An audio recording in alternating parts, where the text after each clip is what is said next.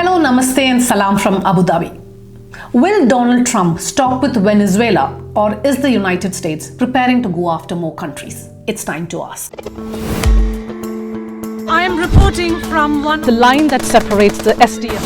I'm here at an open beach. I say they are here to fight for it. The cross-border shellings may have stopped, but this is a triangular spot which connects Israel, Lebanon and Syria. I'm standing in front of one of the Bamiyan.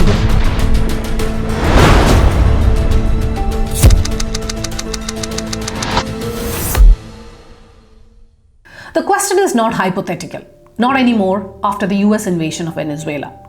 When Trump returned to office, he promised to end America's foreign wars. That was his electoral promise. He has repeatedly claimed that he ended 8 conflicts around the world, in his own words. But the pattern emerging now suggests something else. The use of force in Venezuela has already established a clear case that Trump is prepared to use military force as a foreign policy tool. Venezuela may not be the end point, it may be his opening move. So let's examine what are the other countries that Trump might attack or even invade in future. First, let's look at Greenland, because Trump has repeatedly said that he wants to annex Greenland. Greenland is not a failed state. It is a vast, sparsely populated Arctic territory and rich in rare earth minerals. It is strategically positioned along emerging polar shipping routes made increasingly accessible because of climate change. The United States already operates military facilities there. But why is Trump eyeing Greenland? He says that America needs Greenland for defense. Greenland falls under the sovereignty of Denmark, a NATO ally, and that matters. Because pressure on Greenland is about Arctic dominance, access to critical mineral essential for future technologies. And Trump also says that it is about countering Russian and Chinese influence in the high north. Denmark has said unequivocally that the United States has no right to annex Greenland. But will Trump listen? The fact that annexation is being discussed and considered a serious option by Trump means a lot. Now let's talk about Iran. Iran, because it is witnessing one of its most serious waves of mass demonstrations in years, driven largely by a collapse of its currency, rising inflation, and the deep economic strain caused by sanctions. Protests have erupted in over 80 cities now. Security forces have responded with arrests and force, according to rights groups and local reports.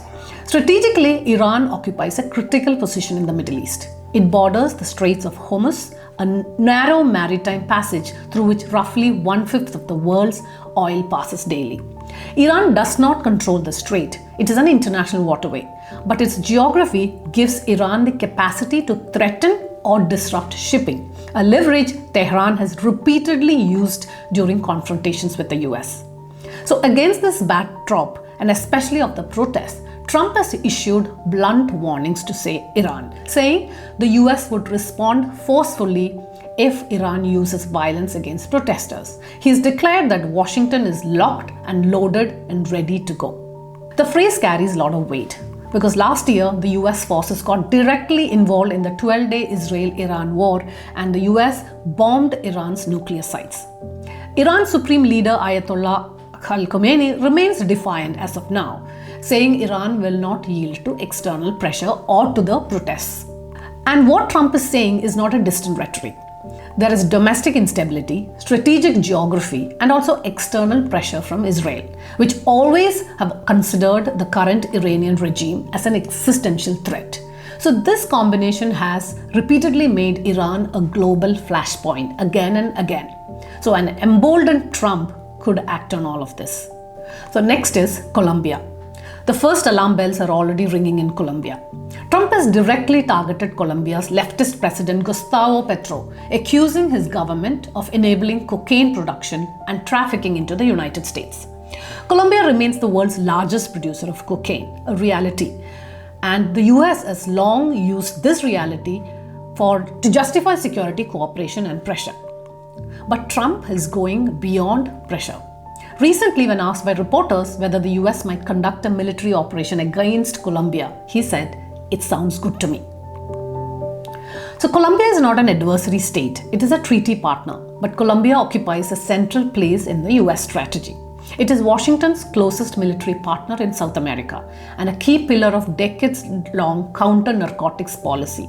And geographically, it's a bridge between Central and South America. So it is key for the US.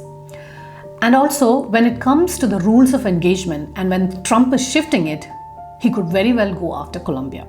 We have to wait and watch. Now let's talk about Cuba, an old adversary.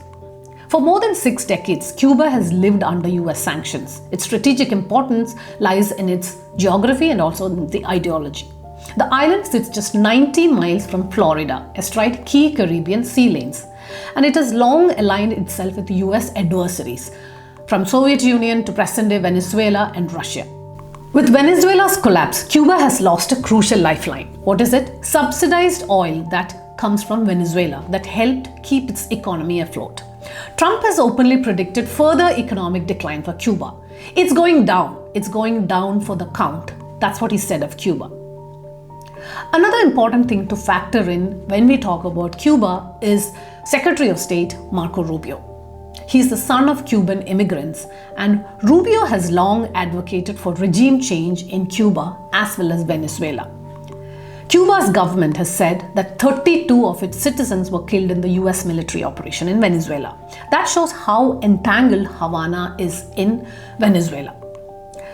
So the US scrutiny over Cuba is intensifying, and we have to wait and watch what will happen next. Now Mexico. Mexico presents a totally different and a destabilizing case for the US. Mexico is America's neighbor, its largest trading partner, and Mexico also shares the most frequently crossed border in the world. The country is deeply intertwined with the US economy and its society. Trump has repeatedly accused Mexico of failing to curb drug trafficking and cartel violence, and he argues that the consequences spill directly into the United States. He has said he has offered US troops to assist Mexico, but that its president declined. So what is Trump doing here? He is framing Mexico as a security problem where US has to use force rather than diplomacy. So that marks a significant shift in Trump's tone. So with potentially far-reaching consequences for Mexico. So let's put all these cases together: Iran, Venezuela, Colombia, Cuba, Mexico, and Greenland, and a pattern emerges. Different regions, different justifications, but there is one consistent message. Under Trump, US foreign policy is signaling a readiness to use military force. The US president is clearly, openly, and unapologetically normalizing military action on other countries.